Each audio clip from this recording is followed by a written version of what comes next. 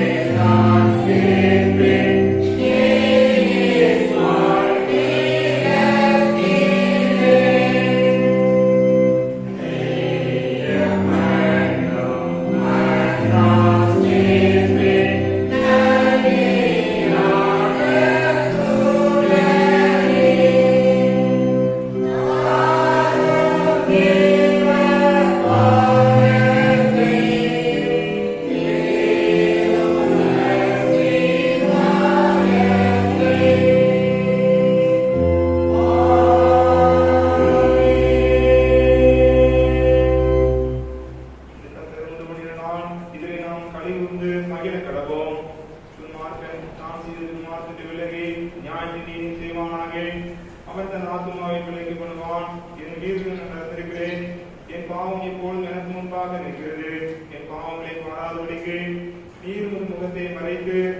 பாவங்களை எல்லாம் நீக்கியதும் தேவனுக்கு ஏற்கும் பலிகள் பெருமதாவிதான் தேவனே நம்முடன் அருமுதமான கிரியை நீர் புறக்கணியே பிரகாசங்களை அல்ல இருதயங்களை கிழித்து தேவனாய் கர்த்தரிடத்தில் திரும்புங்கள். அவர் இரக்கமும் மனவிருக்கமும் நீடிய சாந்தமும் மிகுந்த கிருபையும் உள்ளவர். அவர் தீங்கு மனஸ்தாபீரமாய் இருக்கிறார். மனம் திரும்புங்கள், பரலோகராஜ்யம் சமீபித்திருக்கிறது. நமக்கு பாவம் என்போமானால் நம்மை நாமே வஞ்சிக்கிறவராய் இருப்போம். சத்தியம் நமக்கு இராது. நம்முடைய பாவங்களை நாம் அறிக்கையிட்டால் பாவங்களை நமக்கு மன்னித்து எல்லா நியாயத்திற்கு நம்மை சுத்திகரிப்பதற்கு கர்த்தர் உண்மையும் நீதி உள்ளவராய் இருக்கிறார். பிரியமான சகோதரரே, நம்முடைய பரமபிதாவாகிய சர்வவல்லமை தேவனுடைய அளவிலான தயவினாலும் இரக்கத்தினாலும் பாவமன்னிப்பை பெறுவதற்காக நாம் செய்த பலவிதமான பாவங்களையும் அக்கிரமங்களையும் அவர் சிறியும் மாய்மாய் மறைத்துக் கொள்ளாமல் பணிவும் தாழ்மையும் சுத்தமும் கீழ்ப்படுதலை இறைத்துடைய அறிக்கிட வேறு வசனம் கற்பல வாக்கியங்களில் நம்மை எவிக்கிறது. எக்காலத்தின் தேவனுக்கு முன்பாக நம்முடைய பாவங்களை மன தாழ்மையாய் அறிக்கையிடுவது கொண்டு திருக்கண்களினாலே நாம் பெற்றுக்கொண்ட மென்மையான வாரானுக்காக சோதனம் செலுத்தவும் மிகவும் சிறந்தவருடைய புகழை பிரஸ்தாம் பண்ணவும் மகா பரிசுத்த வசனத்தை கேட்கவும் நம்முடைய சரீரத்துக்கும் ஆத்மாவுக்கும் தேவையானவர்களுக்காக வேண்டிக் கொள்ளவும் நாம் குடிவந்த தருணத்தை பாவங்கள் அறிக்கையிடுவது நமது விசேஷ கடமையா இருக்கிறது. ஆகையால் நீங்கள் யாவரும் சுத்தரியோடும் காந்த சித்தத்தோடும் பரமகிருபாசனையில் என்னோடு கூட சேர்ந்து நான் சுர பிரகாசங்களை வேண்டிக் கொள்கிறேன். ஜெபம் நடத்துவோம். பொதுவான பாவரிக்கையாக சேர்ந்து எழுப்போம். சர்வ வல்லமை மிகுந்த இரக்கமுள்ள பிதாவே,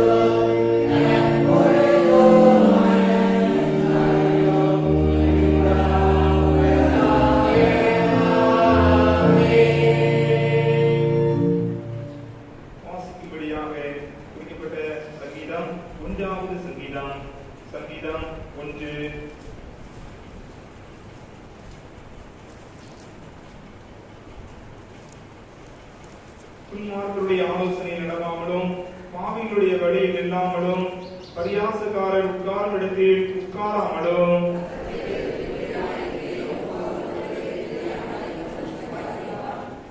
அவன் நீர்கால்வின் ஓரமாய் நடப்பட்டு தன் காலத்தில் தன் கனியை தந்து இடைமுதலாதிருக்கிற மரத்தை போல் இருப்பான். அவன் செய்வதெல்லாம் வாய்க்கும்.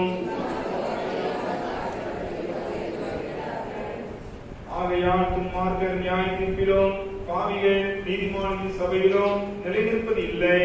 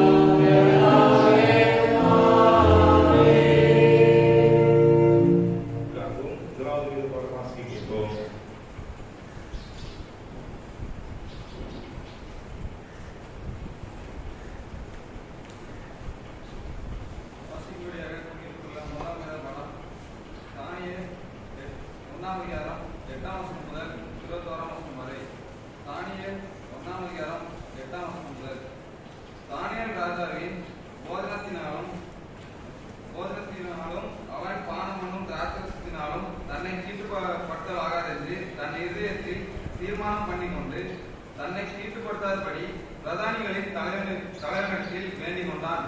தேவன் தானியேலுக்கு பிரதானிகளின் தலைவனிடத்தில் தயவும் இரக்கமும் கிடைக்கும்படி செய்தார்.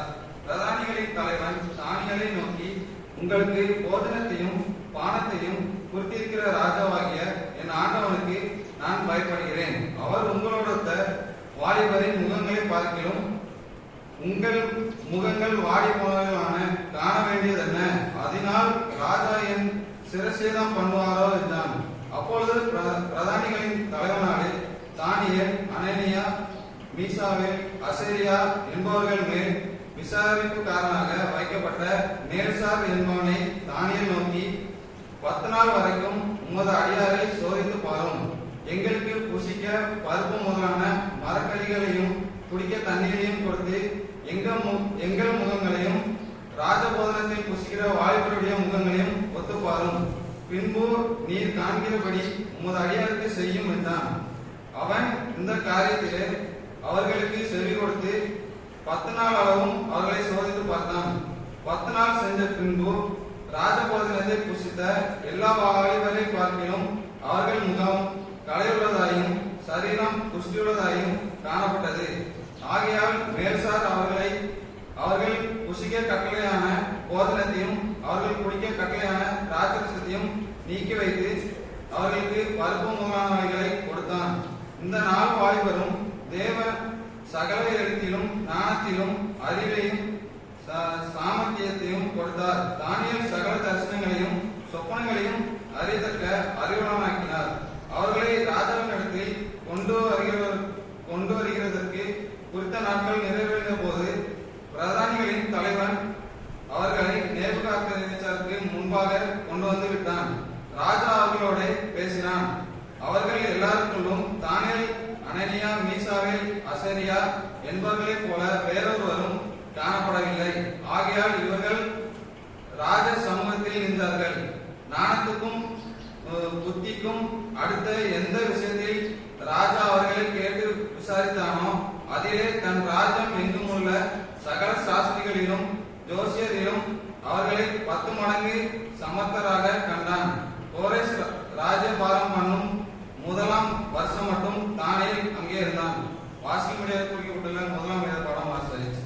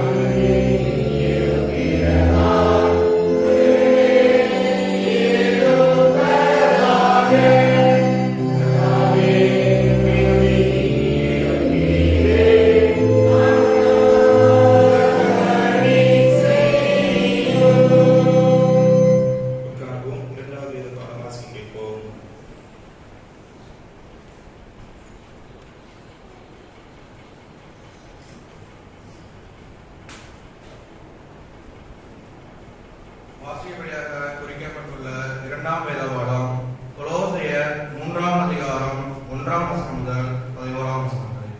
கொலோசையர் 3ஆம் அதிகாரம் 1ஆம் வசனம் முதல் 11ஆம் வசனம் வரை. நீங்கள் கிறிஸ்துவுடனே கூட இழந்ததுண்டானால் கிறிஸ்து தேவனுடைய வலது பரிசத்தில் வீற்றிருக்கும் இடத்தில் உள்ள மேலானவைகளை தேடுங்கள், பூமியில் உள்ளவைகள் அல்ல, மேலானவைகளை நாடுங்கள். ஏனென்றால் நீங்கள் மரித்தீர்கள், உங்கள் ஜீவன் கிறிஸ்துவுடனே தேவனுக்கும் மறைந்திருக்கிறது. நம்முடைய ஜீவனாகிய கிறிஸ்து வெளிப்படும் போது நீங்களும் அவரோட கூட மகிமையிலே வெளிப்படுவீர்கள். ஆகையால் விபச்சாரம், அசுத்தம், மோகம், துர்க்கிச்சை, விக்கிராதனையான பொருளாசை ஆகிய இவைகளை பூமியில் உண்டு பண்ணுகிற உங்கள் அவயங்களை அழித்து போடுங்கள். இவைகளின் பொருட்டு கீழ்ப்படியாமை பிள்ளைகள் மேல் தேவ கோபாக்கினை வரும். நீங்களும் முற்காலத்தில் அவர்களுக்குள்ளே சஞ்சரித்த போது அவைகளை செய்து கொண்டு வந்தீர்கள்.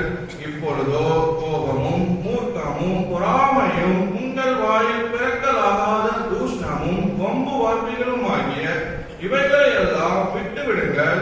ஒருவருக்கொருவர் பொய் சொல்லாதிருங்கள். பழைய மனுஷனையும் அவன் செய்கைகளையும் கலைந்து போட்டு தன்னை சிருஷ்டித்தவருடைய சாயலுக்கொப்பாய் பூரண அறிவுடையும்படி புதிதாக்கப்பட்ட புதிய மனுஷனை தரித்துக் கொண்டிருக்கிறீர்களே. அதிலே கிரேக்கன் என்றும் யூதன் என்றும் இல்லை, விருத்த சேதம் உள்ளவன் என்றும் விருத்த சேதம் இல்லாதவன் என்றும் இல்லை, புறஜாதியான் என்றும் புற தேசத்தார் என்றும் இல்லை, அடிமை என்றும் சுயாதீனன் என்றும் இல்லை, கிறிஸ்துவே எல்லாவற்றிலும் எல்லாருமாய் இருக்கிறார். வாசிக்கப்படியாக குறிக்கப்பட்டுள்ள இரண்டாம் வேத பாடம் வாசித்தார். சிறுபிள்ளைகள் இந்த வாரத்துக்கான திருவசனங்களுக்கு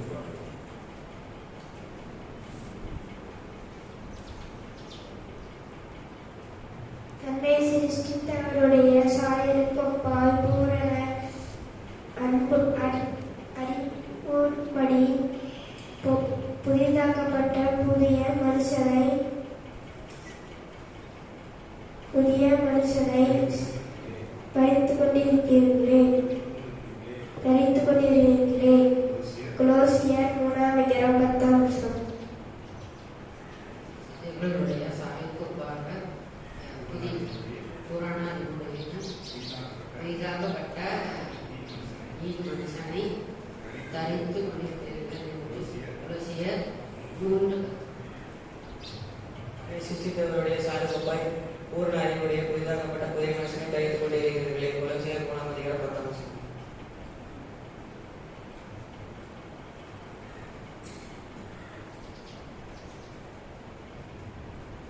தீய பழக்கத்திலிருந்து விடுதலை. தன்னை சிருஷ்டித்தவருடைய சாயலுக்கு ஒப்பாய் பூரண அறிவு அடையும்படி புதிதாக்கப்பட்ட புதிய மனுஷனை தரித்துக் கொண்டிருக்கிறீர்களே. கொலோசியர் 3:10.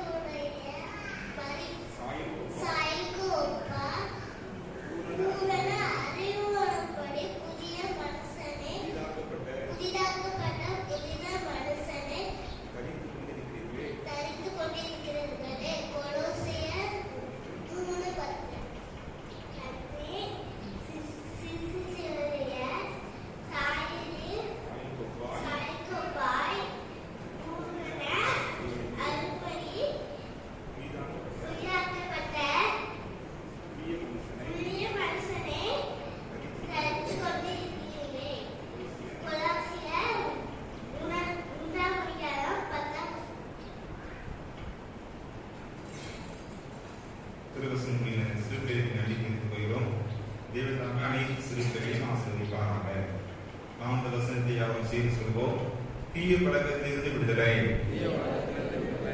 தன்னை சிருஷ்டித்தவருடைய சாயலுக்கொப்பாய் பூரண அறிவுடையும்படி புதிதாக்கப்பட்ட புதிய மனுஷனை தரித்துக் கொண்டிருக்கிறீர்களே. கொலோசியர் 3:10. அடுத்த வாரத்திற்கான திருவசனம் தலைப்பு ஒற்றுமை ஞாயிறு. விசுவாசத்திலும் செய்தியிலும் ஒற்றுமை. தலைப்பு விசுவாசத்திலும் செய்தியிலும் ஒற்றுமை. விசுவாசிகளாகிய திரளான கூட்டத்தார் ஒரே இதயமும் ஒரே மனமும் உள்ளவர்களாய் இருந்தார்கள். ஒருவனாகிலும் தனக்குள்ளவைகளில் ஒன்றையும் தன்னுடையது என்று சொல்லவில்லை, சகலமும் அவர்களுக்கு பொதுவாய் இருந்தது. அப்போஸ்தலர் 4ஆம் அதிகாரம் 32வது வசனம். அறிவிப்புகள். ஆராதனை முடிந்த பிற்பாடு வாலிப பெண்கள் கூட்டங்கள் நடைபெறும். எனவே வாலிப பெண்கள் யாவரும் எந்தெந்த வாலிப கூட்டத்திலே கலந்து கொள்ளுமாறு அன்போடு கேட்டுக்கொள்கிறோம். பகல் 2 மணிக்கு தாய்மார் கூட்டம் நடைபெறும். எனவே யாவரும் தாய்மார் கூட்டத்திலும் கலந்து கொள்ளுமாறு அன்போடு கேட்டுக்கொள்கிறோம். மாலை 3:30 மணிக்கு ஞாயிறு பள்ளி வகுப்புகள் நடைபெறும். எனவே சிறு பிள்ளைகள் சரியாக 3:30 மணிக்கு ஞாயிறு பள்ளி வகுப்புகளை கலந்து கொள்ளுமாறு அன்போடு கேட்டுக்கொள்கிறோம். பெற்றோர்களும் தன்னுடைய சிறு பிள்ளைகளை ஆலயத்திற்கு சரியாக 3:30 மணிக்கு அனுப்பி வைக்குமாறு அன்போடு கேட்டுக்கொள்கிறோம். வருகின்ற வெள்ளிக்கிழமை இரவு ஆராதனை சுகமளிக்கும் ஆராதனையாக நடைபெறும். எனவே யாரும் கலந்து கொண்டு தேவனுடைய ஆசீர்வாதத்தை பெற்றுக் கொள்ளுமாறு அன்போடு கேட்டுக்கொள்கிறோம். வருகின்ற ஞாயிறு பரிசுத்த திருவிருந்து ஆராதனையாக நடைபெறும். எனவே யாவரும் திருவிருந்து ஆராதனையிலே கலந்து கொண்டு தேவனுடைய ஆசீர்வாதத்தை பெற்றுக் கொள்ளுமாறு அன்போடு கேட்டுக்கொள்கிறோம். பிப்ரவரி மாதம் 2வது வாரம் 8/2/2026 அன்று சங்க பண்டிகையாக ஆசரிக்கப்படும். எனவே யாவரும் இந்த ஆராதனையை சங்க பண்டிகையாக ஆசரிக்கிற ஆராதனையை கலந்து கொள்ளுமாறு உங்களுடைய அன்போடு கேட்டுக்கொள்கிறோம். இந்த நாளிலும் நம்முடைய மத்தியிலே நம்முடைய அழைப்பை ஏற்று வருகின்றிருக்கிற அருமையான சகோதரர் ஆபிரகாம் அவர்கள் நம்முடைய அழைப்பை ஏற்று வருகின்றிருக்கிறார்கள். இவர்கள் ஜெம்ஸ் ஊழியத்திலே தேவனுடைய ஊழியத்தை செய்து வருகிறார்கள். அவர்களை நம்முடைய சபை சார்பாக நன்றியை வாழ்த்துகிறோம். பிறந்த நாள் மற்றும் திருமண நாளை ஆசரிப்பவர்கள் 19ஆம் தேதி T Rajasingh son of Thomas அவர்கள் பிறந்த நாளை ஆசரிக்கிறார்கள் பெங்களூரு. 20ஆம் தேதி எஸ் ஸ்வீட்டி திருப்பூர் மற்றும் பி நானபாய் ஒய்ஃப் ஆஃப் நானபாய் பாப்பா ஒய்ஃப் ஆஃப் எம் பிச்சை தங்கையாபுரம் தன்னுடைய பிறந்த நாளை ஆசரிக்கிறார்கள். 22ஆம் தேதி ஜே ஆண்ட்ரூஸ் ஜான்சன் திருமாங்குளம் தன்னுடைய பிறந்த நாளை ஆசரிக்கிறார்கள். 24ஆம் தேதி S Benita Debora doctor K Santhaprakash Panruti தன்னுடைய பிறந்த நாளை ஆசரிக்கிறார்கள். திருநாளை ஆசரிப்பவர்கள் 18ஆம் தேதி எஸ் ஞானசெல்வன் அண்ட் கெர்சி குண்டூர் தன்னுடைய திருமண நாளை ஆசரிக்கிறார்கள். 20ஆம் தேதி A Kristhudas Maharaj and C Mallika Bangalore மற்றும் ஆர் அரவிந்த் மற்றும் ஏ லிலி புஷ்பம் பெங்களூர் அவர்கள் திருமண நாளை ஆசரிக்கிறார்கள். 21ஆம் தேதி பீட்டர் சக்கரவர்த்தி அண்ட் ரூபவதி சிறுகுப்பா தன்னுடைய திருமண நாளை ஆசரிக்கிறார்கள். 22ஆம் தேதி S Kennedy Jebastin and K Mary Pushpam Bellary தன்னுடைய திருமண நாளை ஆசரிக்கிறார்கள். 24ஆம் தேதி S Dayabaraj Godwin and Edith Sheela Chennai அவர்கள் தன்னுடைய திருமண நாளை ஆசரிக்கிறார்கள். பிறந்தநாள் மற்றும் திருமண நாளை ஆசரிக்கிற அனைத்து மக்களுக்கும் சபையின் சார்பாக பிறந்தநாள் மற்றும் திருமண வாழ்த்துக்களை தெரிவித்துக் கொள்கிறோம். அவர்களுக்கான வாக்குத்தத்த வசனம் சங்கீதம் 94:22 வசனத்தின்படி கர்த்தரோ எனக்கு அடைக்கலமும் என் தேவன் நாம் நம்பியிருக்கிற கண்மலையாய் இருக்கிறார் என்ற வசனத்தின்படி அவரை ஆசீர்வதிப்பாராக. அவர்களை திருமண நாள் மற்றும் பிறந்தநாள் ஆசரிக்கிற அருமையான பிள்ளைகளுக்கு பாடகர் விருந்தினர்கள் வாழ்த்து பாடல்கள் பாடுவார்கள்.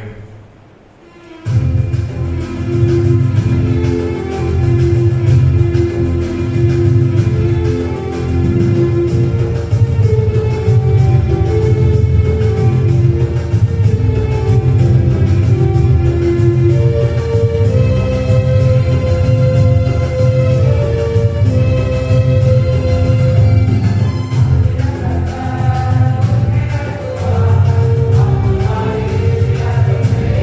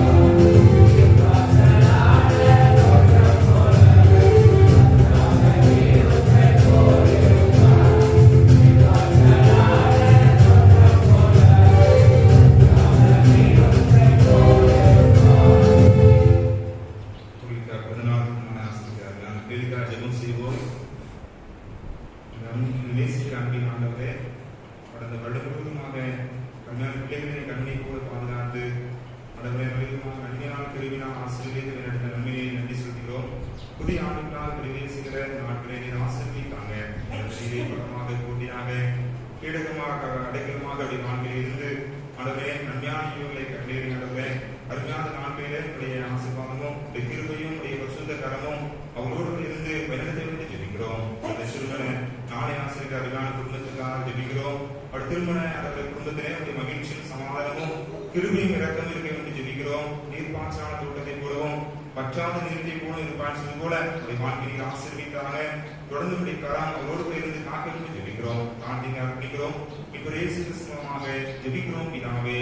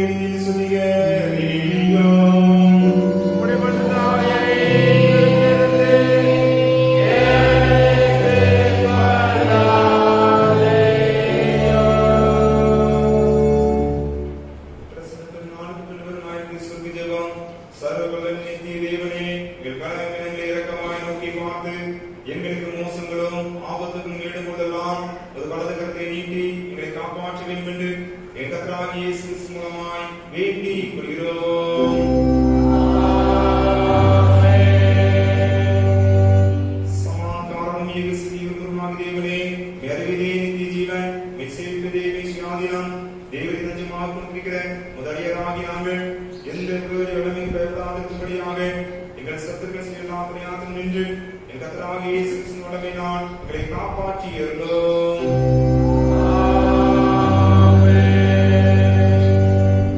சர்வ வல்லமை நித்திய தேவனே, இந்நாளில் இயேசுவுமாய் நடத்தி வந்த எங்கள் பரமபிதாவாகிய கர்த்தாவே, எந்நாளிலும் மிகுந்த வல்லமையால் எங்களை காப்பாற்றி நான் யாதொரு பாவத்துக்கு உட்படாமலும் எவ்விதமான மோசத்தில் பகப்படாமலும் உமது பார்வைக்கு நீதியாக இருக்கிறது எப்போதும் செய்கிறதற்கு நாங்கள் செய்கிற எல்லாவற்றையும் ஆளுநர் நடத்திட வேண்டும் என்று என் கர்த்தராகிய இயேசு கிறிஸ்து மூலமாய் வேண்டிக் கொள்கிறோம்.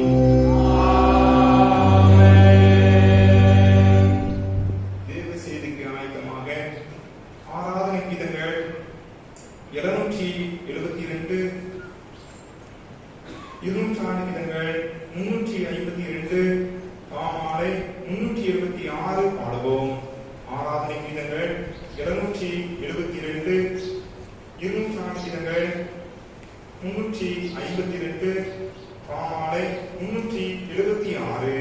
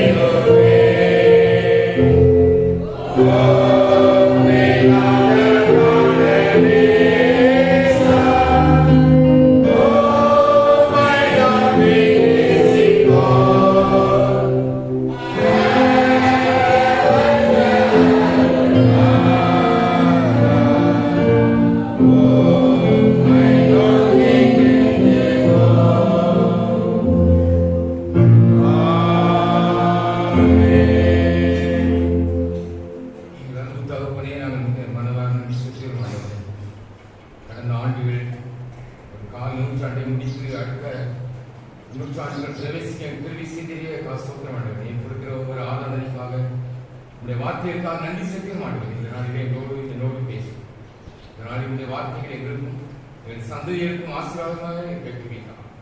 அடியை மறைத்து நீர் விடு. இயேசு நாமத்தில் ஆமென். ஆண்டவர் செல்மாய் இயேசு கிறிஸ்துவின் நல்ல நாமத்தில் உங்களை யாவரையும் நான் வாழ்த்துகிறேன்.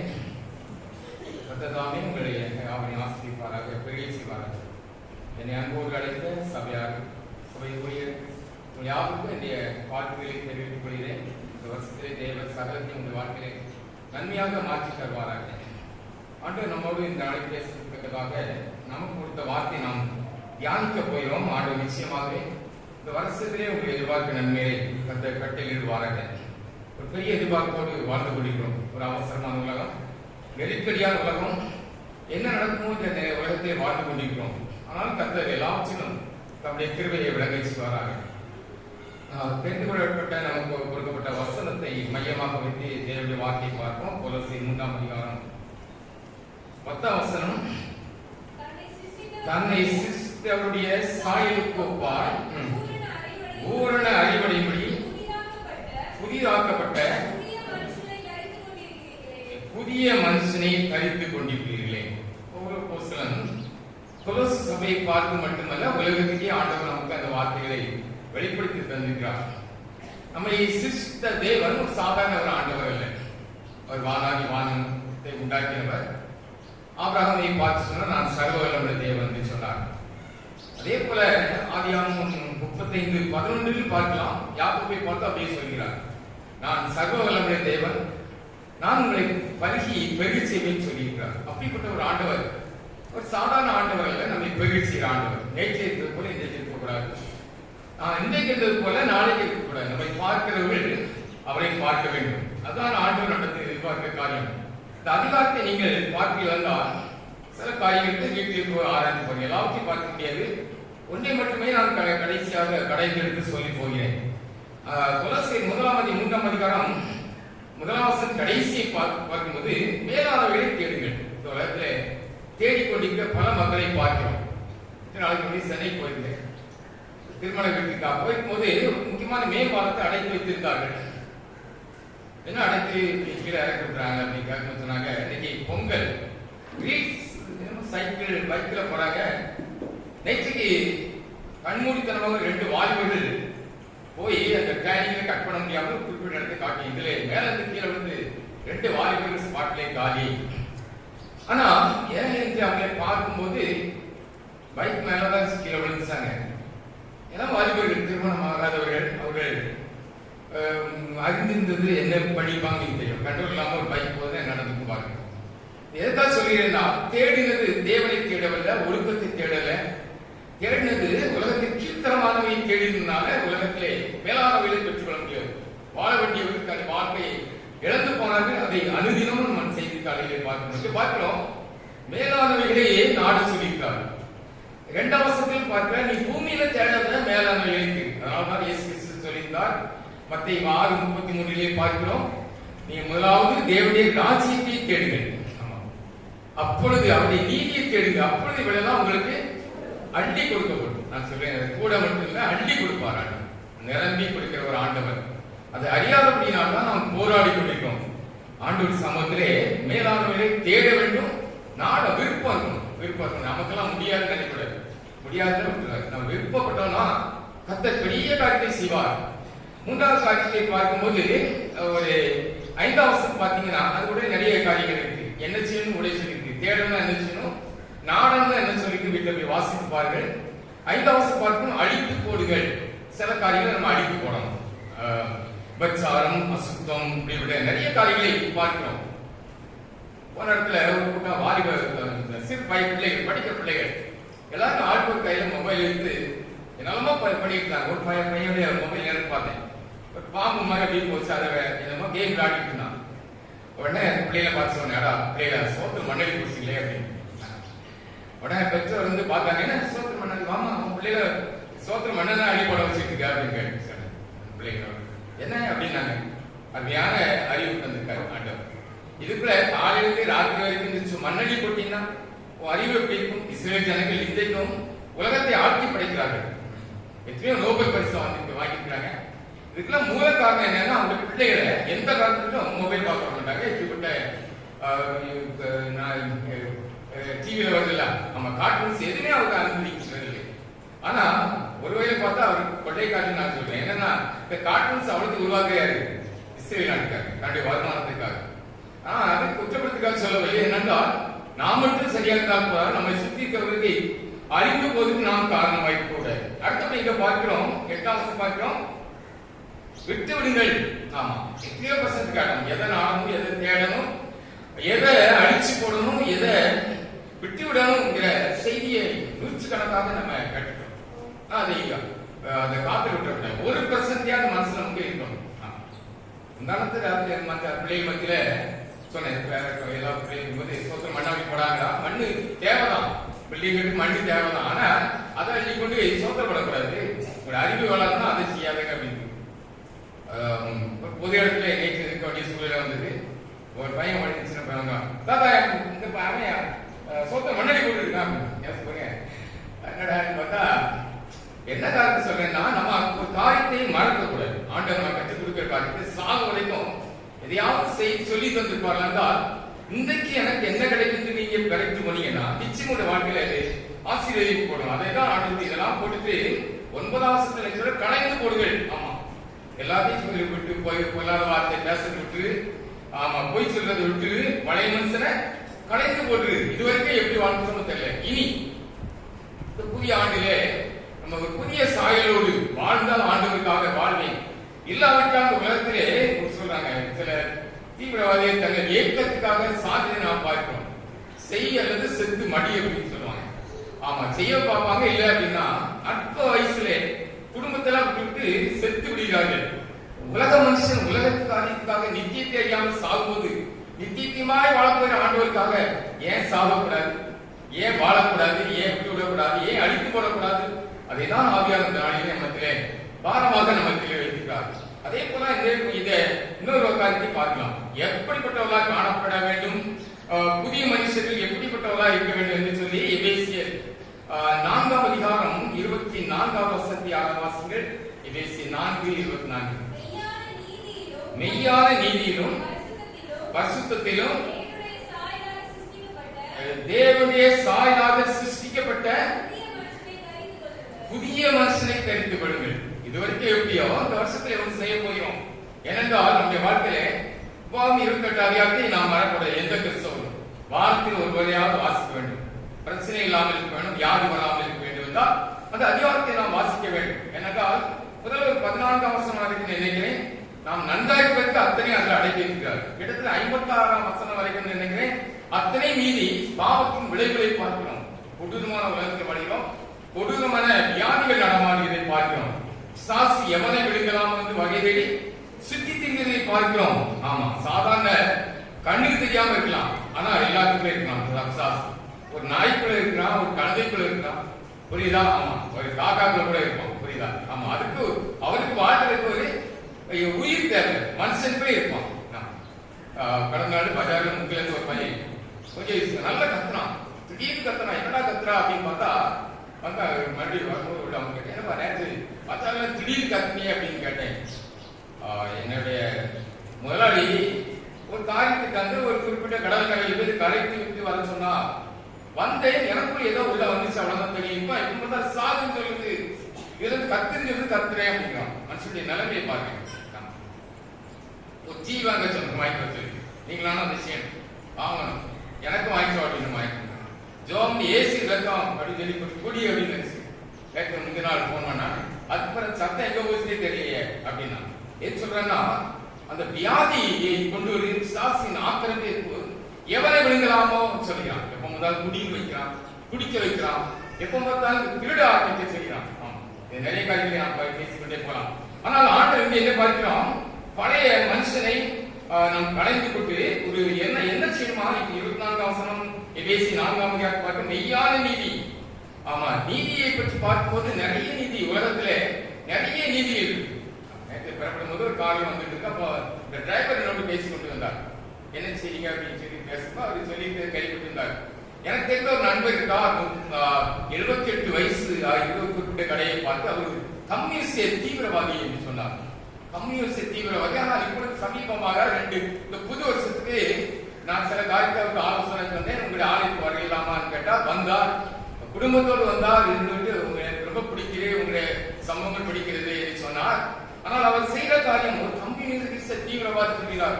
இதுவரைக்கும் நான் 3500 பேருக்கு சுயமாக வேலை வாய்ப்பை உருவாக்கி கொடுத்திருக்கிறேன் என்று சொல்கிறார். ஒரு ஹோட்டல் நடத்துகிறவர் 2 பையங்க இருக்காங்க அவருக்கு. ஆமா இருக்காங்க. அவர் குறிப்பிட்ட ஹோட்டலை காட்டினார் சென்னையில. 3500 பேருக்கு சுய தொழிலை உருவாக்கி கொண்டிருக்கேன். எப்படி செய்யும் கேட்டா, இயற்கை நம்புகிறேன், ஏதோ சக்தி இருக்கு, இயற்கை அது சொல்லிடுது, ஒழுக்கமா வாழ சொல்லுது. ஆனா அது யாரும் அவருக்கு கற்றுக் கொடுப்பதற்கு ஆகவில்லை. அவருக்கு சொல்லியிருக்கிறோம், அவர் செய்கிறேன் சொல்லியிருக்கிறார். ஏதாவது தேவை, பணத்துக்கு என்ன செய்யுங்க அப்படின்னு கேட்டா, இதுவரைக்கும் எத்தனையோ லட்சத்தை நான் செலவழித்திருக்கிறேன், எனக்கு என்று ஒன்று சேர்த்து வைக்கவில்லை. ஒரு புறம் அரசுதான் கடவுளை நம்பாதவன் சொல்லி கொண்டிருக்கிற காரியங்கள் எனக்கு எதையுமே செய்யவில்லை. என் பிள்ளைகள் நல்லா செட்டில் ஆயிட்டாங்க அப்படின்னு. பிள்ளைகள் என்ன செட்டில் ஆயினா, அவனுக்கு ஊர்ல போய் விவசாயம் பண்ணா அவனுக்கு பிரச்சனையே இல்லாம இருக்கான். அடுத்த பையன் நினைச்சு என் கூட ஹோட்டல்ல இருக்கான், என் ஹோட்டலுக்கு கவனிச்சுக்க, அவன் தேவைக்கு நான் செலவுக்கு கொடுத்துட்டு இருக்கேன், அது நல்லா இருக்கான். இப்ப யோசிச்சு பார்த்தேன், இவனுடைய நிலைமையை பார்க்கும்போது ஒரு தேவனை அறியாதவர்கள் இதெல்லாம் செய்யும் போது நாம் ஏன் செய்யக்கூடாது? அவர் சொல்லியாரு, உலகத்தை பார்த்து கொஞ்ச நாள் மனுஷன் சொல்லிக்கிறார் இருக்கும்போது, நம்ம சாகும் போது இந்த மனுஷன் நல்ல காரியம் செய்து போனா செய்யலையா அப்படின்னு சொல்லி நினைக்கிற ஒரு மனிதனுடைய நிலைமை இவ்வளவு அருமையா இருக்கிறது. ஆனால் இன்னைக்கு நாம் தேவனுடைய பிள்ளையை சாயாய் சிருஷ்டிக்கப்பட வேண்டியவர்கள் எங்கே போய் கொண்டு யோசிப்பாங்க.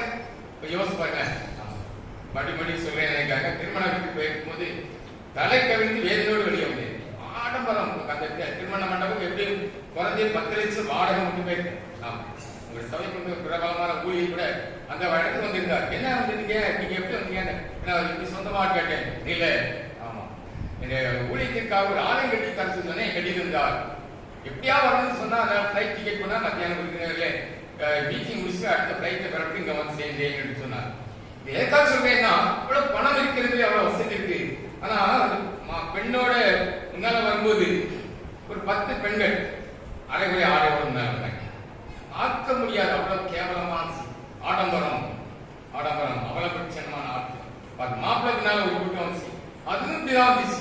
எல்லாம் பார்த்தா எட்டி பார்க்க முடியாத நிலைமை. நம்ம எங்க போயிட்டு அப்பதான் யோசிப்பேன், பசுத்தம் அடைஞ்சு போயிடுச்சு. அப்படிதானே? ஆமா, ஒழுங்க வந்தா, ஆண்டு வார்த்தை ஒழுங்க வந்தா, அப்படி அரவர ட்ரெஸ்ஸை பார்த்து மற்றவர்கள் ஆபாசத்தை தூண்டக்கூடிய அளவுக்கு நம்ம வருவோமாங்கிறதெல்லாம் நீங்க மாட்டிப்போம் நாகரிகம் சொல்லி போய் நினைக்கிறேன். பணம் அதிகமாக நினைச்சிட்டு ஆடப்பட்டு சொல்லிட்டு சமுதாயத்துல எதற்காக பெற்றோர்கள் தன்னுடைய பிள்ளைகளுக்கு இன்றைக்கு சொல்ல மறந்து விடுவோம் என்றால் நாளைய பிள்ளையுடைய வாழ்க்கையில் நிலைமை கேள்விக்குறி ஆகிவிடும். உடைய சாயலை பார்ப்பது என்ன நினைப்பாங்க பாருங்க. ஆமா, அப்படியே சுற்றி பார்த்தேன். மண்டபத்தில் இருக்க இடம் இல்லாத அளவுக்கு கூட்டம் இருக்கு பார்த்தேன். எல்லாம் பெருமதி புறமதஸ்தர்களும் வந்திருந்தாங்க. 2 பேருமே நல்ல வசதியான குடும்பத்தா நம்ம போன பக்கத்துல. ஆமா, அவ்வளவு வசதியான குடும்பங்கள். ஆனா வந்திருக்க புறமசி யாராவது இப்படி ஒரு அரைவர ட்ரெஸ் வந்து பார்த்தேன். ஒரு புறமதஸ்தர்கள் இப்படி வரல. வெக்க கேவலம். உடைய சமுதாயத்துல நாம் ஜீரணிக்க முடியாத அளவுக்கு நம்ம போயிடக்கூடாது. பார்க்கிறோம், மெய்யான நீதி. ஒரு மனுஷன் எங்க சொன்னேன்னா, அவனுக்கு நீதினா எனக்கு தெரியல, மெய்யான நீதி உண்டு. அந்த நீதியை விட்டுட்டோம் அப்படின்னா, ஆமா, இந்த ராஜ்யத்துக்கு பிரவேசிக்க முடியாது. நிறைய விளக்கம் உண்டு, வேதத்தை கடந்து பார்க்க தெரியும். என்னெல்லாம் நீதியும் பார்க்கிறோம், அத்தனையும் நம்ம நிறைவேற்றி இருக்கணும். இப்ப பார்க்கிறோம், நீதியிலும் பரிசுத்தத்திலும். ஆமா, பரிசுத்தத்தை கொடுத்து கசங்கட வேண்டிய அவசியம் இல்லை, நமக்கு எல்லாருமே தெரியும். நம்ம அதெல்லாம் மடிக்கிட்டு தான் அந்த உலகத்துல வாழ்ந்து, ஆமா, ஆரம்ப ஜெபம் ஜெபிக்கும் போதே சில காரியத்தை சொல்லிட்டு உட்கார வேண்டிய சில வசனம் சொல்லி நாங்க செய்ய தகாததை செய்து விட்டு வியாதியோடு வந்து இருக்கிறோம் என்று சொல்லக்கூடிய நிலைமைக்கு நாம் தள்ளப்பட்டு விட்டோம். அதனால்தான் ஆவியான இந்த நாளிலே நம்முடைய ஒரே ஒரு மனிதனை வைத்து நம்முடைய காரியத்திலே சொல்ல வேண்டிய ஒரு காரியம் மெய்யான நீதி. ஐயா, அந்த மெய்யான நீதி என்ன என்று நாம பார்க்கணும்னா, ஒரு இந்த நீதியான காரியங்களை பார்க்கும்போது ஒரு வசனத்தின் அடிப்படையில் மட்டும் பார்க்கலாம். சங்கீதம் 19:9 யாராவது வாசிங்கள். சங்கீதம் 19:9. கர்த்தருக்கு பயப்படுற பயம் சுத்தம். கர்த்தருக்கு பயப்படுற பயம் தான் என்னதான் அந்த பரிசுத்தத்தை காட்டுகிறது. அதுதான் என்றைக்கும் நிலைக்கிறதுமா இருக்கிறது. கர்த்தருடைய நியாயங்கள் உண்மையும் அனைத்தும் நீதிமாயிருக்கிறது. அப்படி என்றால் அனைத்தும் நீதியாயிருக்கக்கூடிய ஒரு நீதி என்ன என்றால் கர்த்தருடைய நியாயங்கள். நியாயங்கள் நியாயங்கள் பார்க்க போனா ஒரு நியாயத்தை சொல்ல முடியுமா? ஆமா, 10 கற்பனை கூட நம்ம அந்த நியாய பிரமாணத்தின் அந்த 10 கற்பனையாக அந்த சுருக்கத்தை இல்லை ஆண்ட புதிய பாட்டு காலத்தில் அதையும் சுருக்கி ஆண்டு 2 பகுதியாக காட்டினாரே, அதில கூட நம்ம இணைந்திருக்க முடியாது. ஒரு குறிப்பிட்ட காலத்திலேயே அத்தனை காரியம் இருக்கிறது. அந்த திருமண வாழ்க்கை காலத்தில் இன்னொரு காரியம் அநேக காரியத்தை அந்த கற்றுக் கொடுத்தார். ஆமா, திருமண அளவிற்கு முடித்தது 11 மணி 10:30 மணி இருக்கும். ஆமா, இன்னும் கூட்ட முடியல. ஆனா இங்க ஒரு குறிப்பு இருந்துச்சு, அங்க ஒரு குறிப்பு இருந்துச்சு. நெருங்கிய ஒரே குடும்பத்தா என்னன்னு கேட்டேன். அதுல வந்து கூட்டம் என்னப்பா அங்க உட்காந்துருக்கீங்க? ஆமா, அது ஏன் அப்படி அக்கா தங்கச்சி குடும்பம். ஆமா, அங்க ஒரு கூட்டம் உட்காந்துருக்கு. அது ஒரு பிள்ளை கூட 50 ரூபாய் கட்டி கொடுத்து, புரியுதா?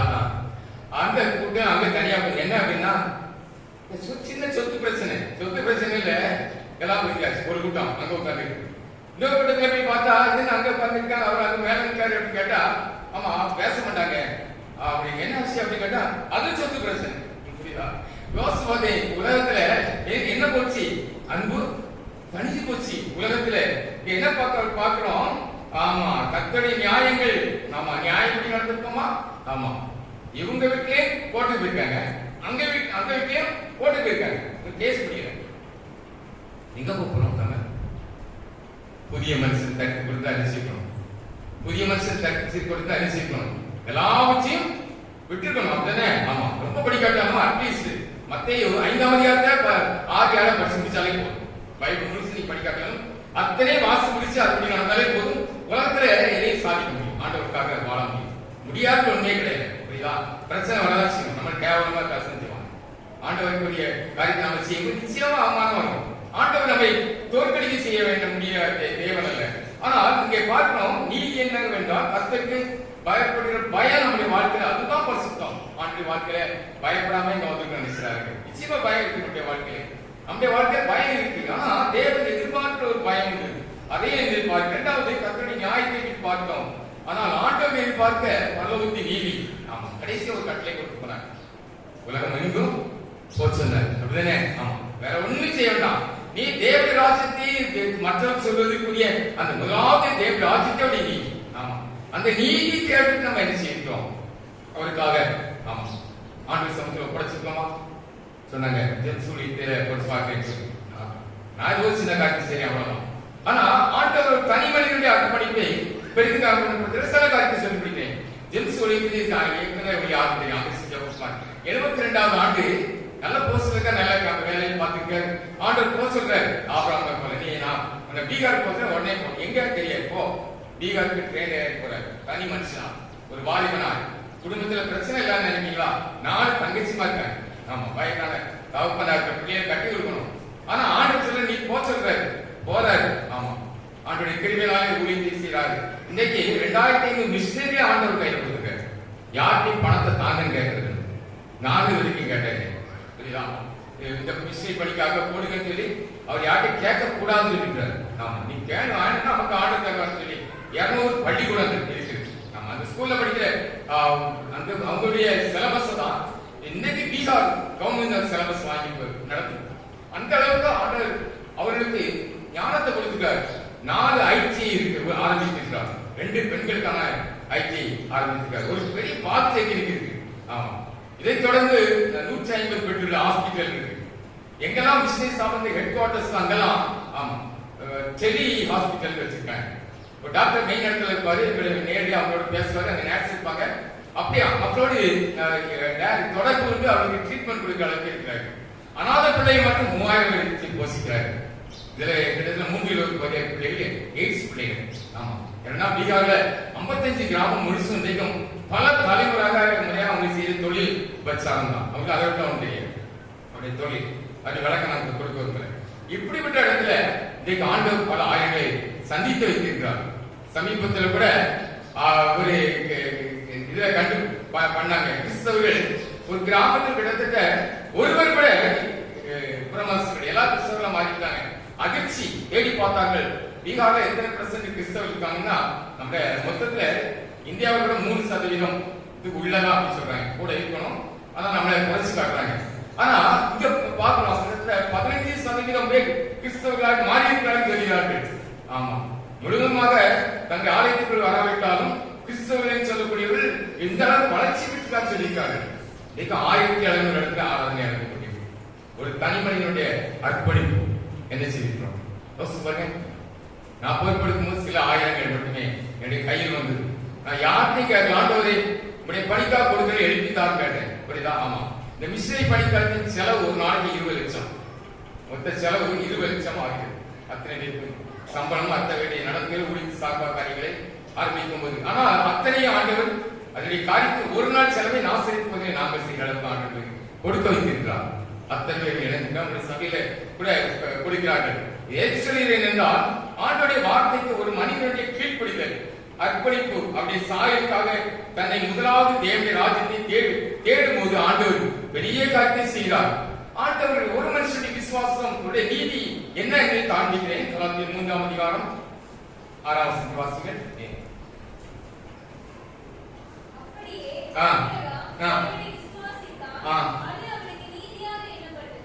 தேவன் ஒரு காரியம் ஒன்றை மட்டும் சொல்லி போயிரு. அநேக காரிய உதாரணம் இருந்தாலும் ஆபிரகாமை ஆண்டவர் நாளில் முன்னால் இருக்கிறார். அவனுக்கு எதை காட்டுகிறார் என்றால் 3ஆம் அதிகாரம் 6ஆம் வசனம் பார்க்கிறோம்.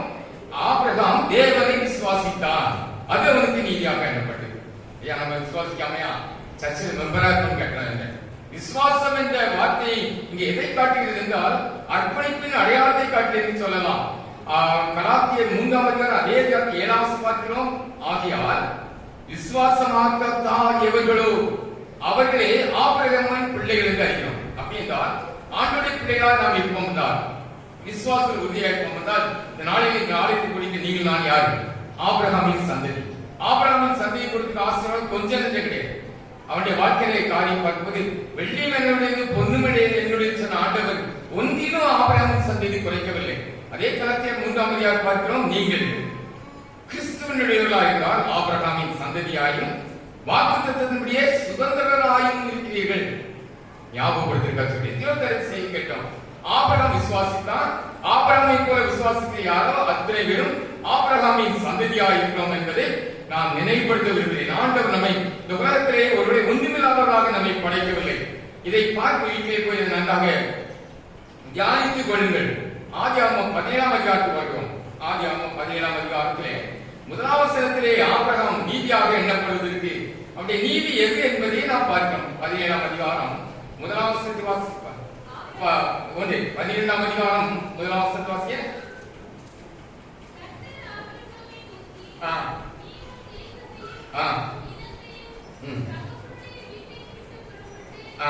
நான் உனக்கு காண்பிக்கும் தேசத்துக்கு போ.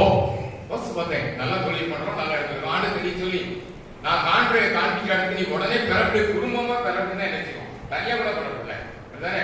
ஆமா, பிறப்பு வழியே போயிட்டே இருக்காரு. அவர் சொன்னபடியே 4ஆம் வசனம் பாத்தீங்க, அவன் புறப்பட்டு போனான். புறப்பட்டு போகும்போது ஆபிரகாம் வயசு எத்தனை? ஆமா, 75 வயசு. ஆமா, இனி எனக்கு முடியுமா? 75 வயசு ஆயிடுச்சு ஆண்டவரே, நீ சொல்ற அப்படின்னா நான் முடியாதுன்னு சொல்லிருக்கலாம். ஆனா ஆபிரகாம் சொல்லல. ஆமா, ஆண்டவர் உடனே சொல்லிவிட்டாரா? அதுக்கு வயது ஒரு தடையில் என்று பார்க்கிறோம். அதே போல ஆதியாகமம் 17ஆம் அதிகாரம் 1ஆம் வசனம் பாருங்க. 99 வயசு ஆயிடுச்சு. புறப்பட்டு போயிட்டா, இத்தனை வருஷம் தாண்டி போயிடுச்சு.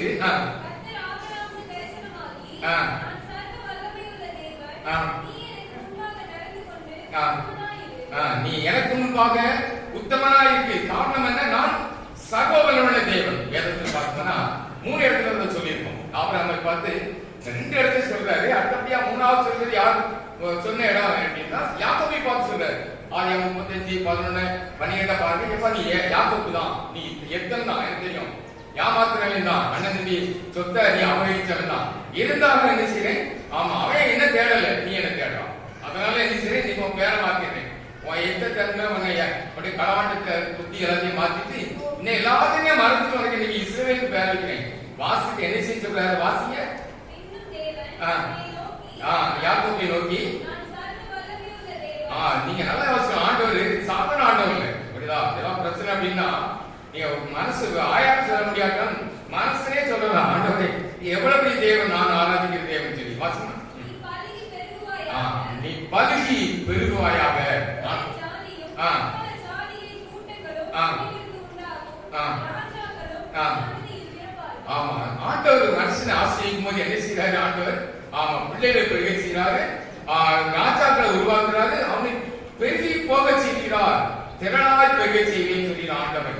அவனுடைய வாழ்க்கை காரணம் என்னவென்றால் ஒரு தனிமனிதனுடைய கீழ்ப்படிதல் என்று பார்க்கிறோம். அதே ஆதியாகமம் 12ஆம் அதிகாரத்திலே பார்த்தோம், 17ஆம் அதிகாரத்திலே பார்த்தோம். இந்த காரியத்தை எல்லாம் பார்க்கும்போது மறுபடியும் ஆண்டவர் ஆபிரகாம் கொடுக்கப்பட்ட சில காரியத்தை பற்றி சில சாட்சியை பார்க்கிறோம். நாம் வாசித்த பார்க்கும் போது தேவனுக்கு பயப்பட்டு உத்தமனாய் இருந்து அவருடைய வார்த்தையை கீழ்ப்படியும் போது ஆண்டவருடைய காரியத்தை திரளாய் பெருக செய்கிறாராம். ஆதியாகமம் 22ஆம் அதிகாரத்திலே நாம் அதை வாசிக்கலாம். அவருடைய நீதியை பற்றி சொல்வதற்கு ஒரே ஒரு காரணம் என்னவென்றால் ஆதியாகமம் 22ஆம் அதிகாரம் 12ஆம் வசனத்தை பாருங்கள்.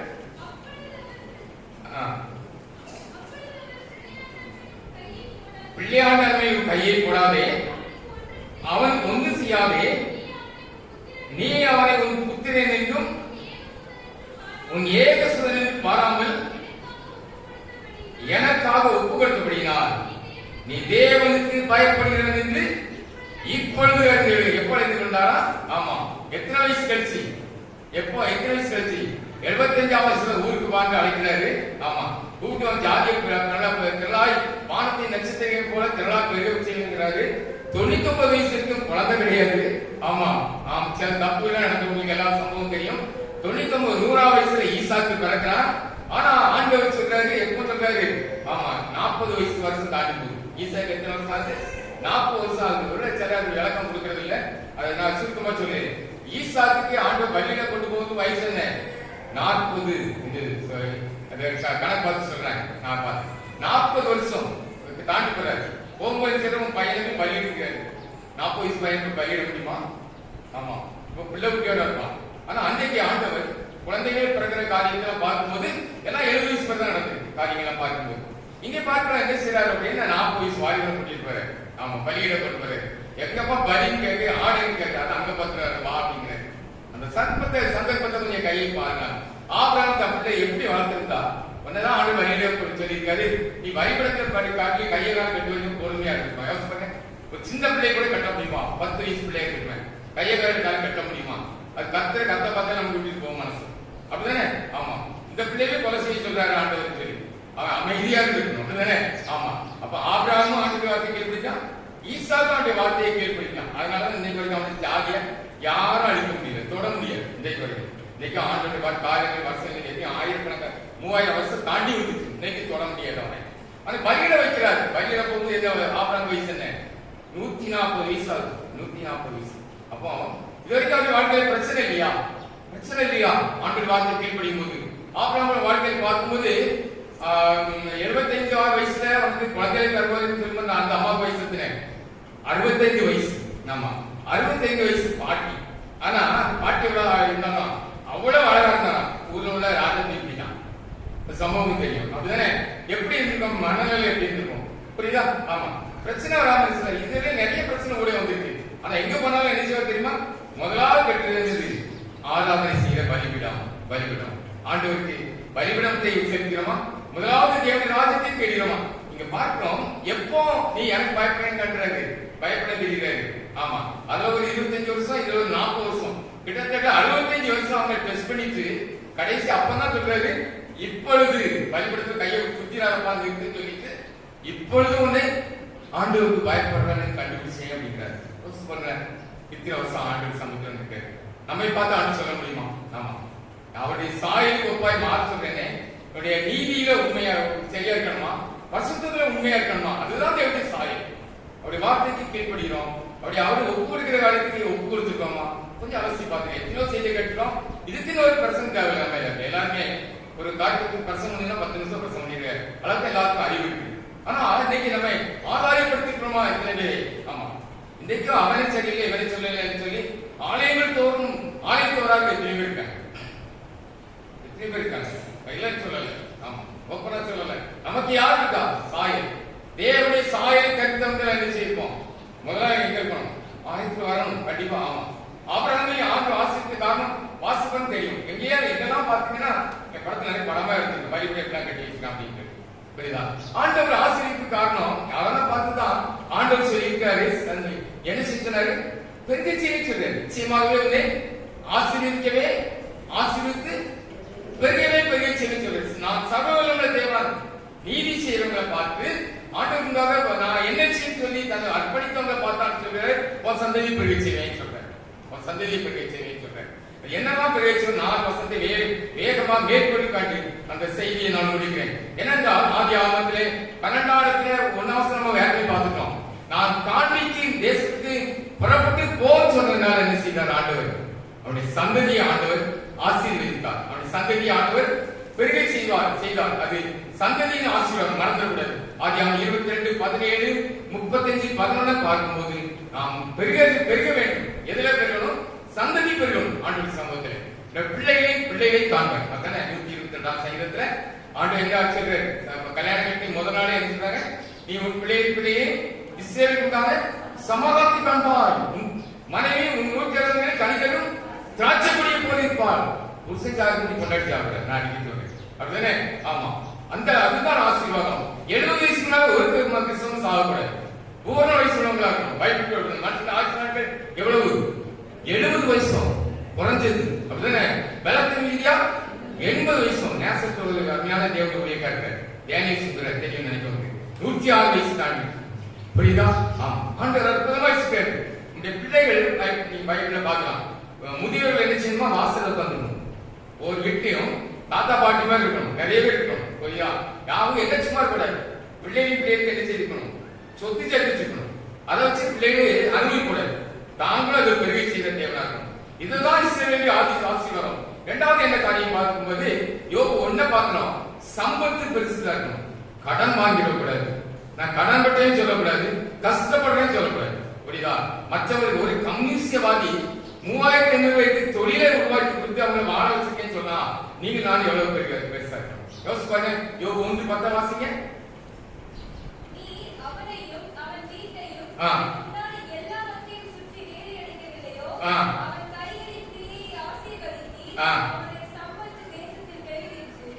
யோபு ஏன் ஆசீர்வதிச்சாரா? பிள்ளைகளை சுற்றி வேகடி செய்கிறார். புரியுதானே? ஆமா. 1000 பிரச்சனை ஒரு அழகான விஷயம். அவனை சும்மா விடல. ஏன்? ஆண்டவரை அவனை பார்த்து தொட்டுப்பா அப்படின்னு வாசிக்க சவால் விடுற அளவுக்கு ஆண்டுக்கு வைராக்கியமா இருந்தார். ஆண்டு பரிசுத்தமா என்னன்னா வேகடி செஞ்சிருந்தாரா? அவன் கையிலே கிரியதான் ஆசீர்வதித்தார். 80ஆம் வருஷம் பாம்பே போயிருந்தேன். ஒரு சமயம் படிச்சு முடிச்சு வேலைக்காக வெளிநாடு போனதுக்காக அங்கே போயிட்டு அப்போ சரி எங்க கடற்கரையில சுற்றி போயிட்டு பீச் பக்கம் போனேன். நிறைய பேர் பாக்கெட்ல மாட்டி மணி கடற்கரெல்லாம் மண்ணை வச்சுட்டு இருந்தாங்க. என்னன்னு கேட்டு பார்த்தீங்கன்னா தமிழர்கள் அப்படி யோசிச்சு பார்த்தேன். அங்க பார்த்தா ஒருத்தராவது கஷ்டப்பட்ட மாதிரி சொல்லல. என்னன்னு கேட்டு பார்த்தேன். அப்பதான் யோசிச்சு பார்த்தேன். ஆண்டவர் மனுஷனை ஆசிரிக்கணும் வாழ சொன்னாலும் மண்டலத்தான் பழிச்சுக்கோம் போல நினைச்சேன். புரியுதா? ஆமா. ஒருத்தரோட கஷ்டம் கையில் கிரிய. ஆமா. ஒரு கையை ஒரு பிடி மண்ணா கூட ஆண்டவர் அவங்க கையில் பிரியாச ஆசிரிக்க. ஒருத்தர் எந்த தொழிலும் செய்யலாம். அதை என்ன இருக்கணும்? உத்தமா இருக்கணும், உண்மை இருக்கணும். உண்மை ரெண்டும் இருந்தா போதும். அப்படி தொழிலை ஆண்டவர் ஆசீர்வதித்து நிச்சயமாகவே பெருக செய்கிற ஆண்டவரா இருக்கீங்க. அதெல்லாம் செய்தார். யோபுடைய கையிற்று ஆசீர்வதித்து என்ன செய்தாரா? அப்படி சம்பத்து தேசத்துல சொத்து எவ்வளவு இருந்துச்சான். அப்படி இருக்கணும். ஆண்டோடைய பிள்ளைகள் மக்கள பிள்ளைகள் போதுமான அளவுக்கு இருக்கணும். வேற குழந்தைகளுக்கு போதுமான அளவுக்கு ஆண்டு பெருக செய்வார். 2000 செய்வாரா? வார்த்தையில சம்பத்தை பெருக செய்கிற ஆண்டவர். 3வது வாசிங்கள் ஏசாயா 40:29.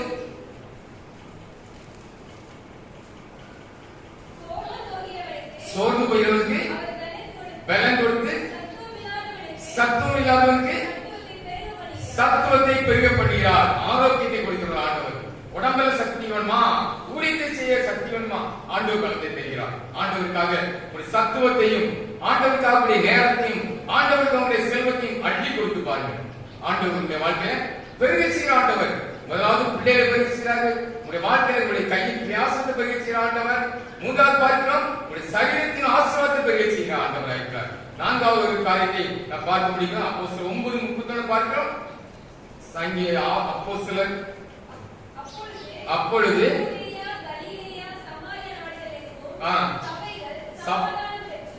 சபைகள் என்ன செய்தா? சமாதானம் பெற்று பக்தி விருத்தி அடைந்து கர்த்தருக்கு பயப்படுற பயத்தோடும் பரிசுத்த ஆவியின் ஆறுதலோடும் பெருகின சபை பெருகணும். ஆமா, குடும்பம் பெருகினா போதாது, தனிப்பட்ட வாழ்க்கை பெருகினா போதாது.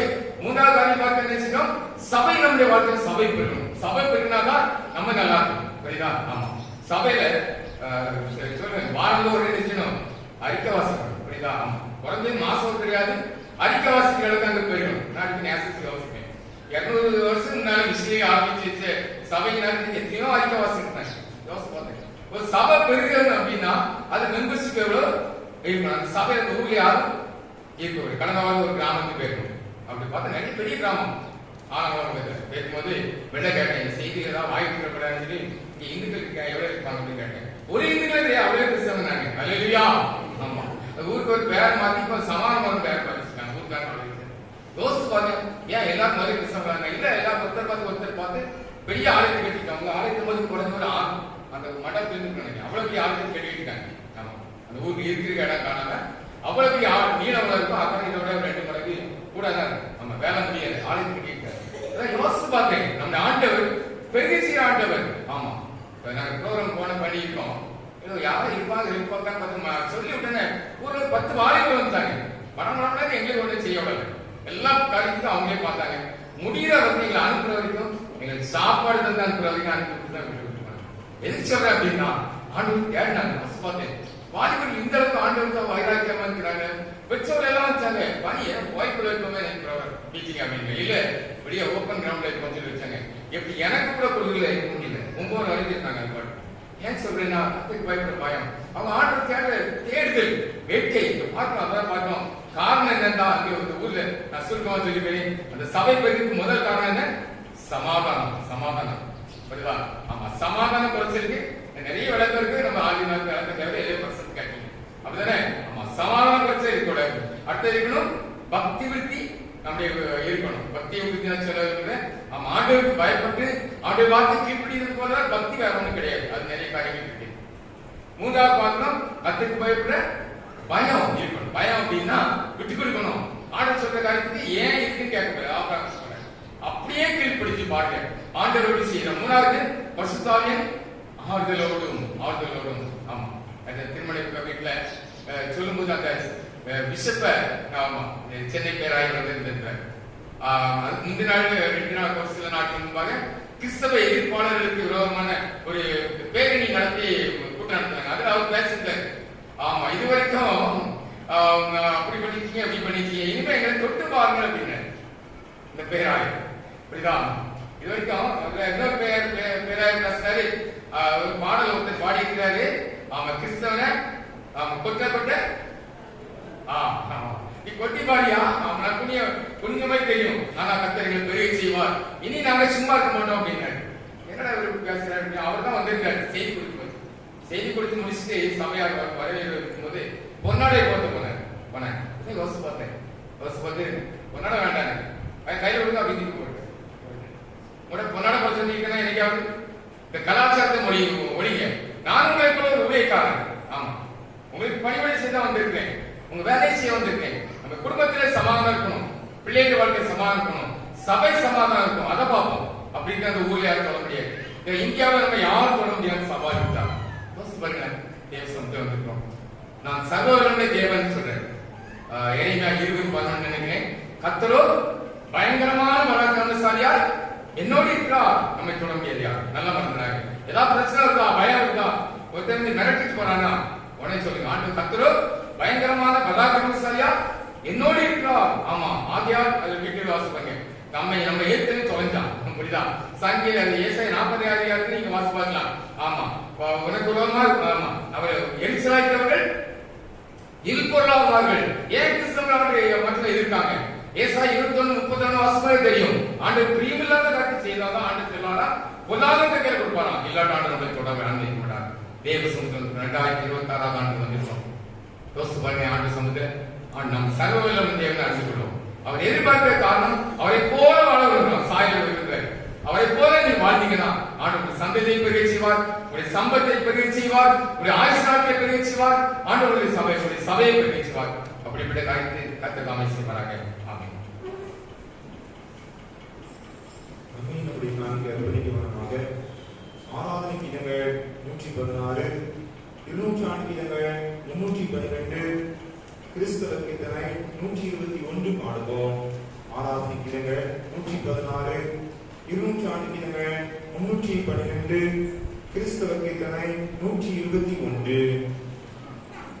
Yeah.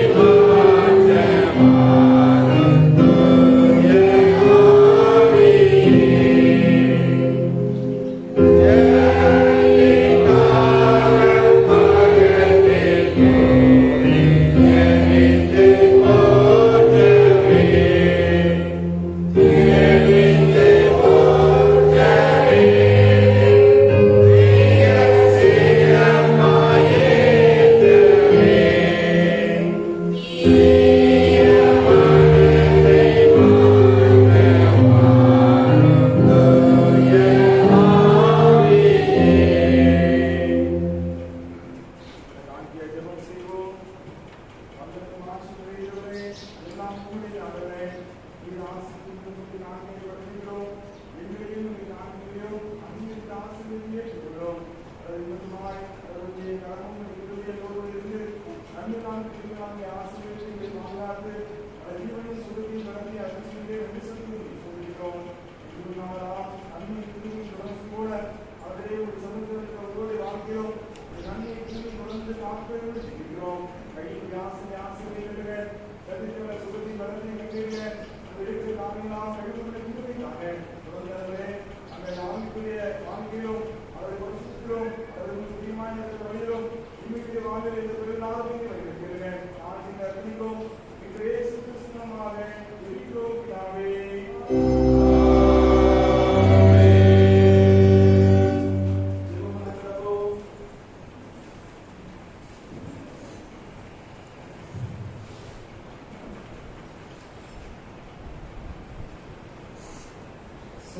தேவனே, நாங்கள் காணாத கேட்ட வாக்கியங்கள் வரலாற்றாய் போகாமல் நாமத்துக்கு கனம் பூர்வந்தாவது கேட்குவாங்க நன்னடிக்கையாய் கனியை கொடுக்கும்படி கிருபியான வாக்கியங்களை ரீதியிலே வைத்திட வேண்டும் என்று என் கர்த்தராகிய இயேசு கிறிஸ்து மூலமாய் வேண்டிக் கொள்கிறோம்.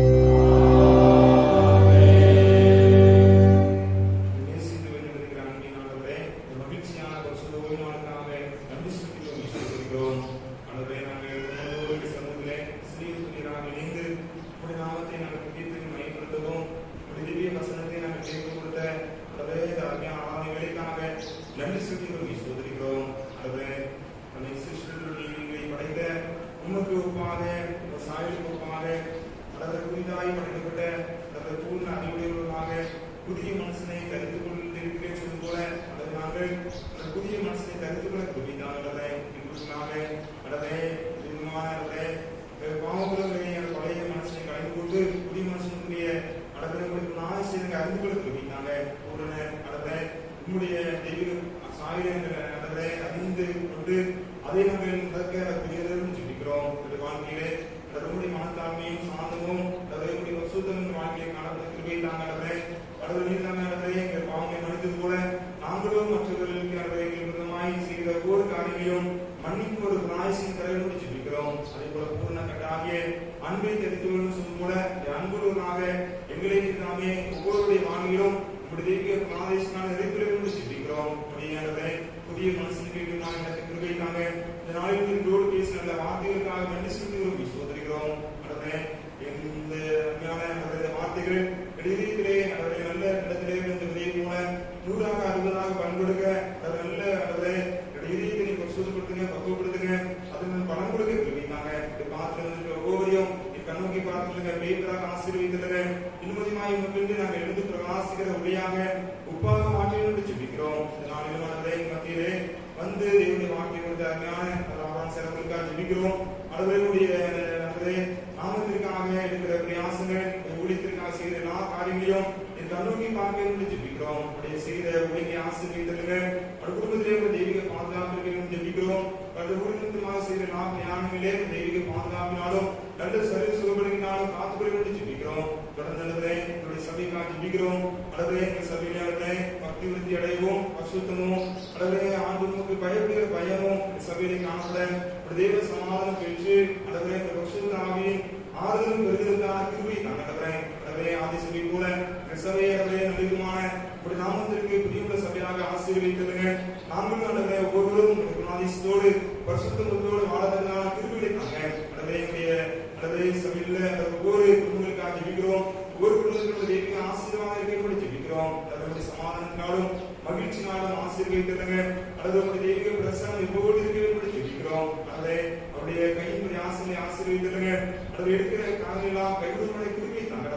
சுத்தமாக நடக்கிறதுக்கு நன்மை வழங்காது நாம் சொல்லும் போல அதனுடைய மெய்யான ஆசீர்வாதத்தை நாங்கள் சூழ்ந்து போல எனக்கு அனுகிரகங்களை ஜெபிக்கிறோம். அதனை இந்த குறைவில்லாதவைகளை காத்ததை மகிழ்ச்சியும் சமாதானமும் உங்களுடைய குடும்ப வாழ்க்கையிலும் நிறைவாக இருக்க வேண்டும் ஜெபிக்கிறோம். அதனை அதே போன்ற செய்த வேலையை செய்த பொருளுக்காக ஜெபிக்கிறோம். அவருடைய தொழில்கள் பணிகளே விதமான அல்லது ஆசீர்வாதம் கொடுங்க.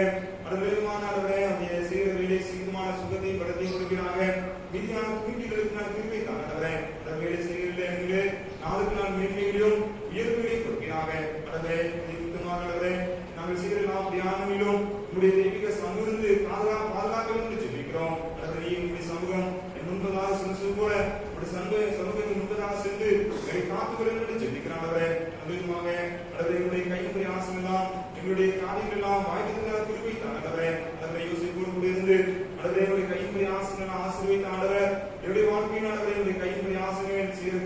எல்லாம் கைவிடுதல் கிருமிகளை ஏற்படுத்தி ஜெபிக்கிறோம். அதை வயதானவர்களுக்காக ஜெபிக்கிறோம். அவரே நல்ல தீர்க்காட்சி கொடுத்துருங்க. அவர் முழுவதும் கணிந்து முஸ்லீம் முஸ்லீமாய் பாதுகாத்து தேவன் ஒவ்வொரு வாழ்க்கையிலும் உடைய அதை காலிருந்து தாங்கி எழுதி சுமந்து பாதுகாப்பு ஜெபிக்கிறோம். அந்த பரிபூர்ண சுகத்தோடு வாழ அறக்கதம் பண்ணிருங்க. அதே போன்றவரை நல்ல அவருடைய சரீரத்தை காணக்கூடிய பலனெல்லாம் நீக்கி கொள்ள வேண்டும் ஜெபிக்கிறோம். அதிகமாகிறவரை உடைய சகாயினாலும் நன்மையினாலும் மகிழ்ச்சியோடு உடைய ஆராதனை உடைய ஆண்டவரே அனைத்து அவருடைய நாமத்தை பயன்படுத்தினால் பெரிய காரியங்களை செய்து ஜெபிக்கிறோம். ஆண்டவரே பாலிகளுக்காக ஜெபிக்கிறோம். ஆண்டவரே சிறுபிள்ளைகளுக்காக ஜெபிக்கிறோம். ஆண்டவரே பாலிகாயத்திலே சிருஷ்டியை நினைச்சு கூட ஒரு வேதத்தை பரிசுத்தமான வேதத்தை காத்து நடக்க பரிசுத்தமாய் காத்துக்கொள்ள ஜெபிக்கிறோம். அதை தாண்டி நல்ல ஒரு தீர்மானம் பண்ணும்போது ஆண்டவரே அவர் நல்ல இந்த ஸ்தலத்திலே உயர்த்தி ஆசீர்வதித்து ஆண்டவர் அருமையான பாலிகள் ஆண்டவரே உங்களுடைய பரிசுத்தமாய் காத்துக்கொள்ள கிருபைக்காக ஆண்டவரே உங்களுடைய வேதத்தின்படி நடக்க அந்த கீழ்ப்படிகளை ஜெபிக்கிறோம். தானியலை சகல இடத்திலும் ஞானத்திலும் அறிவிலும் சிறந்த சமாதானத்தை உயர்த்தி ஆசீர்வதித்து ஆண்டவர் அருமையானுடைய வாழ்வுகளும் எல்லா விதமான காரியங்களிலும் சிறந்து விளங்க கிருபைக்காக அது படிக்கிற பாடங்கள் காரியங்களே அந்த நாடுகளிலும் விளங்குவதற்கான கிருபைகளையும் கொடுங்க. அப்படியே கை அப்படி நான் இருக்கிற முயற்சிகளையும் ஆசீர்வதிக்கப்பட்டு ஜெபிக்கிறோம். உறுதியாக வச்சு கொண்டிருக்க ஒவ்வொரு மாணவர்களையும் நாம் சுத்தமாய் பாதுகாத்துங்க. அதே போல படிக்கிற ஒவ்வொரு மாணவர்களுக்காக ஜெபிக்கிறோம். உயர்கல்வி படிக்கிற மாணவர்களுக்காக ஜெபிக்கிறோம். அடுத்த நல்ல படிக்கலே அடுத்த நல்ல படிக்கவும் இதுக்கான வாக்கிய ஆசீர்வாதம் இருக்க நீர் அனுகிரகம் ஜெபிக்கிறோம். நம்முடைய பள்ளி வாழ்க்கையிலே இருக்கிற கோவிலும் அத்திலும் சங்கிருந்து பாதுகாத்துங்க. அடுத்த நண்பர்களை கொண்டு பரிசுத்தமாய் பாதுகாத்துங்க. தாமதங்களையும் நேரங்களையும் பிரயோஜனமாய் பயன்படுத்தக்கூடிய திருப்பி காணப்படுறேன். அதே நவீனமாக கத்திரிகை அவர்களுடைய வாயிலிருந்து அறிவும் புத்தி வாசம் போல ஒரு தெய்வீக நாமத்தை பெற்றுக்கொள்ள பரிசுத்தமாய் நீ காத்துக்கொள்ள ஜெபிக்கிறோம். திருமணத்துக்காக அவர்களை காத்திருக்காக ஜெபிக்கிறோம். ஏற்ற துணையும் வாழ்வினை கொடுத்துருங்க. அதுக்கு ஆயத்தப்பட்ட ஒவ்வொருவருக்காக ஜெபிக்கிறோம். அதனுடைய திருமண ஏற்ற காலங்களிலே இணைக்கப்படவும் அதற்கு மகிழ்ச்சியோடு அவருடைய முக வாழ்க்கை ஆசீர்வாதமாக இருக்க நீர் அனுகிரகம் ஜெபிக்கிறோம். அதனை செல்வதற்காக காத்திருக்காக ஜெபிக்கிறோம். ஆனால் கிடைக்கும் பலனை அடைச்சிருங்க. அதிகமாக குடும்ப வாழ்க்கையில் உள்ள குறைகளெல்லாம் நீக்கிருங்க. ஒரு மகிழ்ச்சியான சந்தோஷமான வாழ்க்கையில் காணப்படுகிற குறைகளை நிறைவாக ஜெபிக்கிறோம். ஐஸ்வர்ய சம்பூர்ணரை நன்றி செலுத்துகிறோம். அதனை வந்து உங்களுடைய பாத்திலே வந்து அதனை இறந்தவர்களோடு மாத்திரம் என்ன செய்கிறார்களோ எல்லாரும் நிறைவேற்றி கொடுக்கணும் ஜெபிக்கிறோம். சரித்திலே காணப்படுகிற பரிதமானவர்களோடு உடனே பரிதமான சரித்திரை காண பயணத்தோடு அதை காணப்படுகிற ஒவ்வொருவருக்காக ஜெபிக்கிறாங்க. அதனை உங்களுடைய பாத்திலே வந்திருந்த ஒவ்வொருவரையும் தொட்டு சுகமாக சுத்தகரம் தொட்டு சுகமாகவே ஜெபிக்கிறோம். உங்களுடைய நாயகினாலே குணமாகவும் சொல்லப்படும் பசுத்தகரம் தொட்டு அதை சுகப்படுத்த ஜெபிக்கிறோம். பரிபூர்ண சுகத்தை கொடுங்க. நடுமான ஆரோக்கியம் அதனை நடுமான மகிழ்ச்சியும் கொடுத்து வாழ்கிறே இது ஆசீர்வதிக்கப்பட்டு ஜெபிக்கிறோம். அதை போது நாம் உணர்வோடு நாமத்தை மைப்படுத்தும் புதிக்கும் கொண்ட திருவிழியை நன்றி செலுத்துகிறோம். அதனை என்னுடைய சமூகங்களுக்காக ஜெபிக்கிறோம். அதற்கு நிறுவனமாக ஏற்ற காலங்களிலே திருமணமாக நாம் இணைத்துக்காக சோதனை சொல்கிறோம். திருமண வாழ்க்கையை ஆசீர்வதிக்கிறதுங்க. சமாதான மகிழ்ச்சியாக நிறைக்கிறதுங்க. அதனுடைய ஊழியர்களை முக்கியமாய் முன்பிட்டு உயரமாக அதை சுத்தமாக செயலாற்ற எங்கிருக்கிறோம் ஜெபிக்கிறோம். ஆளுகளே கரம் போல இருந்து அவர்களை நான் நம்பினாலே சகல ஆசீர்வாதம் நிறைவாய் ஆசீர்வதிக்கிறோம் ஜெபிக்கிறோம். ஜெபிக்கிறோம். நாளிலே காணப்பட்ட சரீர பலனிலே கரமிருந்து நல்ல பரிபூர்ண சுகத்தை கொடுத்துக்காக நன்றி செலுத்துகிறோம். இன்னும் அல்லது அவருடைய வாழ்க்கையிலே அவருடைய சரீரத்தை காணப்படுகிற பலனிலே உங்களுடைய கிருபை பூர்ணமாக இருக்கிறோம் ஜெபிக்கிறோம். என் கிருபை போதும் பலனின் போதுமாக நீ சொல்லும் போல ஒரு பரிசுத்த கரம் பலப்படுத்தி ஜெபிக்கிறோம். நாளையிலே அல்லது நெருக்கமாக அல்லது இன்முகமாய் அல்லது ஒரு உற்சாகத்தோடு வேலை செய்ய அனுகிரகங்களை ஜெபிக்கிறோம். தொடர்ந்தவனே என்னுடைய கிராமத்தில் இருக்கிற அல்லது ஒவ்வொரு அன்றாசியர் ஒவ்வொருவரையும் என் கண்ணோக்கி பார்த்துருங்க. அப்படியே நாவது நான் நிறைவேற்றி கொடுத்துருங்க. எந்த குறையும் நாதத்தையும் காக்க ஜெபிக்கிறோம். கவலைகள் எல்லா காரியம் நீக்கிற தேவனே உங்களுடைய மெய்யான சமாதான மகிழ்ச்சியாலே நிறைவாய்களை ஜெபிக்கிறோம். நோக்கி காத்து நோங்கள் வெட்கப்பட்டு போல் சிறுவனாலே உங்களுடைய தெய்வீக ஆசீர்வாதனாலே குறைகளெல்லாம் நிறைவாக்க ஜெபிக்கிறோம். கத்திரை கேளுக்கோ ஒரு நன்மையும் குறைகளை சிறுவனாலே அந்த வாழ்க்கையிலே ஐஸ்வர்ய சம்பவத்திற்கான நிறைவான ஆசீர்வாதத்தை கொடுத்துருங்க. இதே கீழமாக கோட்டையாக ஜீவி தேவனாக அரணாக குளிடமாக இருந்து காத்துக்கொள்ள ஜெபிக்கிறோம். அப்படி கரம் எல்லோடு இருக்கும் ஜெபிக்கிறோம். என்னுடைய வாழ்விலே இதே கடந்த துணையாக இருந்து சகலத்தையும் எவ்வாறு செய்வது காரியம் ஆனதெல்லாம் இரு போதுகிறோம் ஜெபிக்கிறோம். தொடர்ந்து கரம் எல்லோடு இருந்து வைத்து தெரியுங்க. நாட்டு நிர்ணயிக்கிறோம். தர்மையான வேலைக்கான நன்றி செலுத்துகிறோம். இப்படியே கிறிஸ்து மூலமாக ஜெபிக்கிறோம் பிதாவே.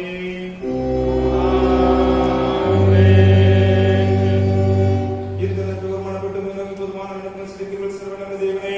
2 பேராவது 3 பேராவது என் நாமத்தினாலே கூடியிருப்போது அவர்கள் கேட்கிற அலட்சியம் வாக்களிக்கிறீர்களே. கர்த்தாவே நன்மை கொண்டாவே என்னுடைய வீடுகளையும் இப்போது நிறைவேற்றி இவ்விலே சத்தியங்களையும் மறுமையின் நித்திய ஜீவனில் கட்டளை வருகிறோம். நம்முடைய கர்த்தராகிய இயேசு கிறிஸ்துவின் கிருபையும் பிதாவாகிய அன்பும் பரிசுத்த ஐக்கியமும் நாம் அனைவருடைய இப்போதைக்கு இருப்பதாக.